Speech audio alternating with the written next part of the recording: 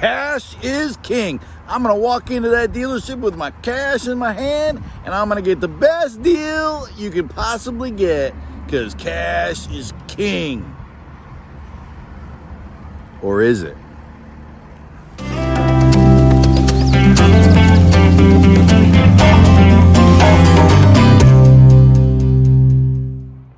Well, hello again. Jeremy Petros here, RVProTips.com. Thought we'd just sit down together and have ourselves a little fireside chat.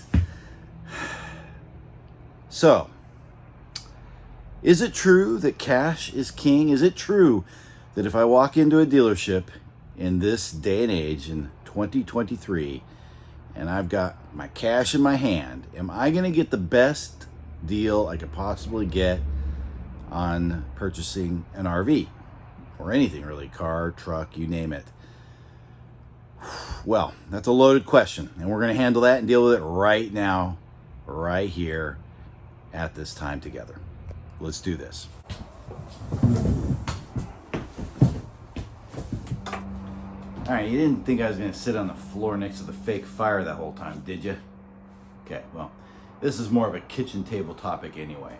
So over the years, it's a rather common occurrence when you have somebody who's planning on paying cash for their purchase, whether that be an RV, a car, a truck, doesn't really matter. When they come in and they're paying cash, a lot of times they talk like they think they run the place and own the dealership, like they are king. Why? Because, and they'll often say it, they think the typical consumer, especially the older school consumer, will think that cash is king. Well, the reality of it is, and I'll deal with the first most obvious issue. Clearly, if you're going to buy something and you pay cash for it and you don't pay any financing charges, well then yeah, that's the better deal long term. I agree with that. But there are a lot of other variables involved in money management that should be considered. And I'll go over some of those here now. So one of the issues with that is that when you come into a dealership, it's not king to the dealership. Okay, so back in the olden days, banks weren't as reliable, and this is actually, given the recent events with Silicon Valley Bank and other issues, it's kind of a funny thing to say this, but way back in the day, banks weren't the most reliable institutions for a dealership.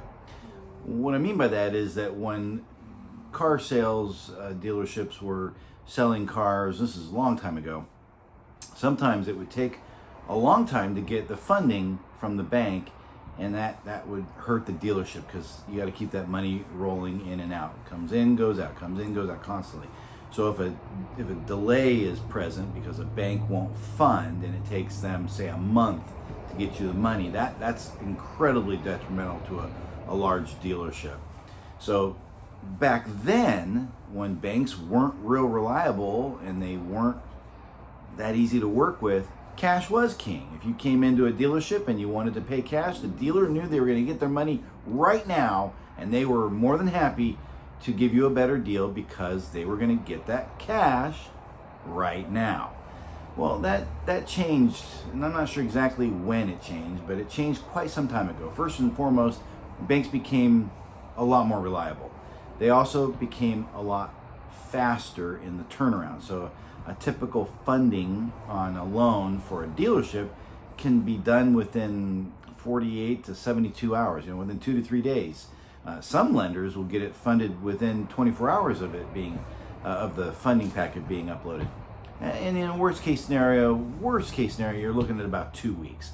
Totally manageable, not ideal, but still manageable, not a big deal. The benefit, the upside to the dealership is that the lender will give the dealer some kind of a payment, some sort of a reserve is what they call that, where they give you a small, not a lot of money, but a little bit of money for originating that loan. Now, this doesn't cost the consumer anything. The consumer doesn't get charged for that. They're not going to charge you closing costs or anything like that, like you get on a house. With a car, with a truck, with an RV, you're gonna not realize any cost whatsoever other than your finance charges. So that brings me to the next part of this situation. what is your money doing, your cash money, what's it doing when it's not just sitting in the bank? Obviously, if it's just sitting in the bank, sitting in a savings account, you're not really making any money on it, so it's not doing you any good. A lot of people these days don't leave their money in a situation like that. It's got to be in a money market account or an IRA or 401k or CDs, or maybe you've got some investments, a stock portfolio, what have you. I would hope that you have a good guy or gal who's going to help you get the most out of your money. In a case like that, you might be earning 10, 12, 15% a year on your money, as opposed to what it might cost you to borrow the money, which could be these days 6, 7, 8%. So if you're making 15 and it costs you 8, you have a net gain. In a case like that, in that argument, it would make more sense to use other people's money, to use the bank's money, if you've got a pile of cash that's generating an income for you in some fashion. If it's not, well, then that goes out the window, so there's not much argument there. The other aspect of this decision-making process that you, the consumer, need to consider is that a dealership, like an RV dealership, will typically give you a better deal on the purchase price if you're financing. That's just the way it is with everybody, whether it be a car dealership, RV dealership, it doesn't really matter. When you're buying a vehicle, especially an RV, you're going to get a better deal, a better purchase price on the unit if you finance, even if you just finance it for a few months and then pay it off. So therein lies the consideration. If you keep the loan active for a few months, obviously you're going to pay some financing charges. So if you pay too much finance charge, you now erase the better deal, right? Because you're now paying the bank for their money and you didn't need it in the first place because you already have the money. So here's the strategy for something like that. If you're going to play that game, which is a good game to play, it definitely benefits you, benefits the dealership, nobody gets hurt, it's totally legal. My suggestion would be to, go in there, put 30, 40% down, no more than that. 20 to 30% would be actually better. Finance it for a short period of time. Within 30 to 90 days, pay it off. Or even you could go longer than that, but here's what I would do. I would pay down the principal within the first 30 days. So within the first 30 days, let's say you take out a loan for 50 grand. I would pay and you were going to pay cash anyway, so you didn't need the loan, but you wanted to get the better deal. So you financed it, made the dealer happy. So what you do then is you send a check right off the bat, right away. As soon as you know where to send it, within 30 days, you send a check, you pay the principal. Say that $50,000 loan, you pay it all the way down to $5 grand. So now you're only generating interest or fees on the remaining balance. It's a principal-driven cost. It's not based on the original loan. They don't calculate the amount of interest, add it to the loan up front, and then break it down over them. That's not the way it works. What they do is they calculate the interest on a daily basis. It's called a per diem. It's Latin. That per diem is per day. That's what they do, is they calculate per day how much interest you're generating on that loan. Most loans, say a $40,000, $50,000 loan, is probably, $4 or $5, maybe $6 a day that you're generating in terms of interest. So take your loan that you had for 50 grand to get the best deal on the purchase price, pay it down to about 5 grand, let that stream out for a few months just to keep the dealership happy, and then pay it off in total as soon as you want to. That would be the way to game the system, so to speak, and to do so in a completely legitimate, completely legal way. So another factor that should be considered is where you get your loan. Some folks come in and they have a credit union that they work with, or a bank or what have you, and they like to come in and say, hey, I have all my accounts there. I do all my business through such and such a credit union or such and such a bank. And that's fine. Some people, I'd say most people do that because of the convenience factor. They've already got all the online stuff set up. They already know how to log in. They've got the app on their phone or iPad or what have you, and they're just going for the easy road. That's fine.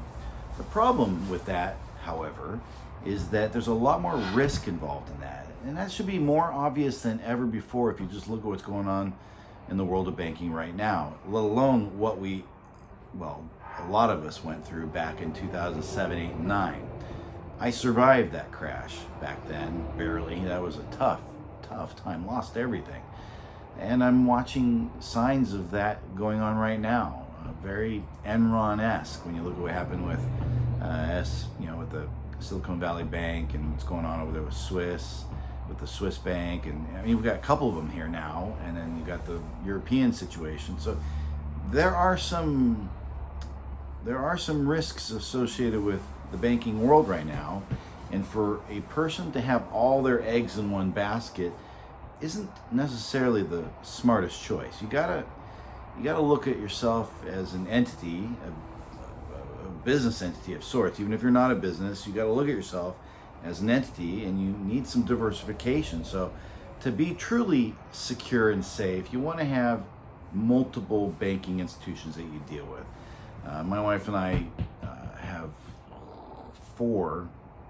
two major banks, two significant credit unions for this area. I might even have another one. And that's not counting the credit cards and other accounts. I'm just talking about places where you put your money in, take your money out, checking, savings, that type of thing. And I'm just saying what is probably quite obvious to most folks, and that is that you want to be safer by having more than one resource that you work with.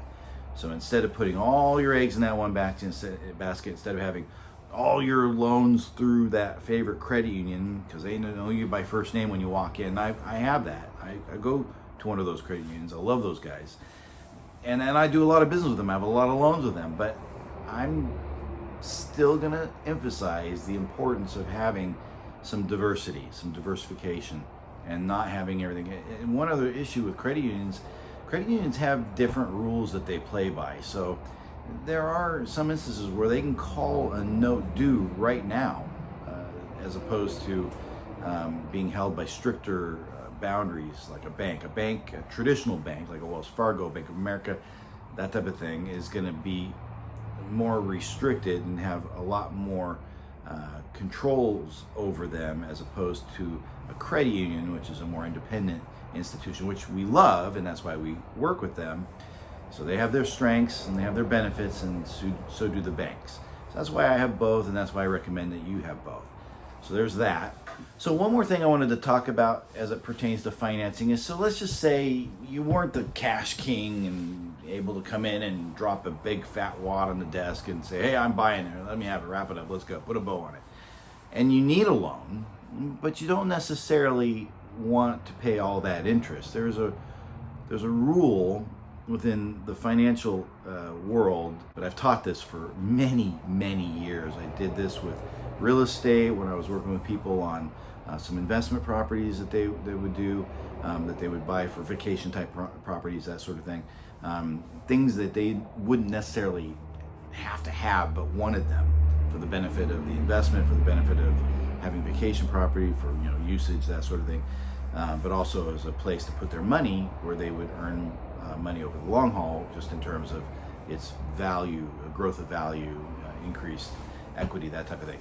So the significance of this rule is this: if you have to have a loan and you want to pay as little of the interest as possible, well then clearly, as I know you already know, pay more than the minimum payment. If you pay the minimum payment on a loan, you're paying all the interest. That little box on the contract that tells you you're going to pay, $10, $20, $30,000 in interest by the time this loan is done, that's real. So if you make the minimum payments, that's what you're going to pay. The way to kind of cheat the system, excuse me, a little frog in my throat. The way that you can kind of cheat the system legally is to pay a minimum of 33% more per month than what's necessary, than what's required. What that will do, in essence, if you put this into a spreadsheet, you'll see how it works with the amortization table. If you pay 33%, so kind of the same thing as doubling your payment every 3 payments. So let's say you have income that's cyclical. Your income's not the same every single week or month. And it kind of goes up and down with seasons. Well, when your season's really good and strong and you're making most of your money, you can double your payment every month. But when you're not, then just make your minimum payments. But whenever possible, double the payment every 3 months. Or just add 33% to the minimum payment every month and make a note to the institution that anything above and beyond the minimum payment goes to principal. That's important because Not all lenders will assume that or give you credit for that. They'll think you're prepaying your next payment, which they take towards interest in most cases. So if you specify that you're paying down the principal, what that will do is it will require them by law to pay down the principal, so that you then see a decrease in the amount of interest-bearing loan. The lower the amount that you owe, the lower the amount of calculated interest. So what that does is if you take this out over, let's say it's a 10-year note. So over 10 years, you pay 33% more minimum payment, more than your minimum payment. So a 10-year note, let's just say you're doing a 10-year note for easy math, right? 10-year note. So over the period of the note, you're going to pay 33% more per month than your minimum payment. The net result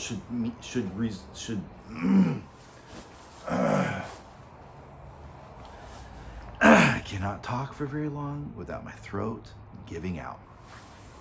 Okay, so let's just say for an example, easy example, you have a 10-year note, right? 10-year loan, easy math for me, sorry. If you paid 33% more or doubled your payment every 3 months over the course of the loan, you would, in essence, be prepaying the principal much faster and lowering the amount of interest you actually garner, the amount of interest that you actually generate towards the lender. The result to you, the borrower, is that if you did that every single month, 33% more than the minimum payment, the note would go from a 10-year note down to about 5.5 years. So it cuts it almost in half. And at the same time, because you're paying down that principal more quickly, you are cutting the interest nearly in half as well. So let's just, in layman terms, let's just say that you had a 10-year note, you had it paid off in almost a little over 5 years. Let's say your interest was 10%. Well, at the end of the day, you end up paying about 5%. Not a bad deal. Smart management of your money. Money management. It's good. So in a nutshell, just keep in mind that there's a lot of moving pieces, a lot of different aspects to the financial side of your purchase. It's not just as simple as writing a check or running in there with a bag of money. You got to think about all the different aspects of this purchase before you decide what it is you're going to do. Make a strategy, have a plan. And that includes, if you're going to carry a loan, have a plan for not going full term. You don't want to pay all that interest. To be honest, a lot of people don't keep their coach, their RV, for that long anyway. 3 to 4 years is the average. So that might not even matter anyway. But you'll want to make sure you pay down the principal in a case like that, because then when you go to trade it in or when you go to sell it, you'll have some equity there, as opposed to being upside down. So these are all very important factors. Cash isn't always king. The dealer wants you to finance, period, full stop. You also can benefit from using other people's money. If you can generate a profit on your cash through investments, and you're making 10, 12, 15, 18% a year on that money, it makes more sense to use other people's money short term. And then also keep in mind that you want to diversify. You don't want to have all your eggs in one basket. You don't want to have all your loans at the same credit union. You want to make sure you have some diversity in your financial portfolio. And then last but not least, just make sure you understand what I call the rule of 33. If you make more than the minimum payment each month, you will pay down the loan much quicker. You'll pay way less interest in the long run, and you'll end up in a much better position in terms of your equity. So, I hope I've helped out. I hope I've made a difference in your life. If you have any questions, drop them in the comments down below. I'm happy to to answer the questions just in the chat, or I can do another video that might deal with the issue in more detail. But please drop a comment down below. And if you like this content, smash that like button, hit the subscribe button, ding the little bell next to it so that you know when I upload some content here. This helps me grow the channel, grow the audience. That's all I'm trying to do here, is build a little empire. No, I'm just kidding. It's just a YouTube channel, guys. Thank you again for visiting. Thank you for watching. I can't tell you how much I appreciate you being here. And until next time, we'll see you down the road.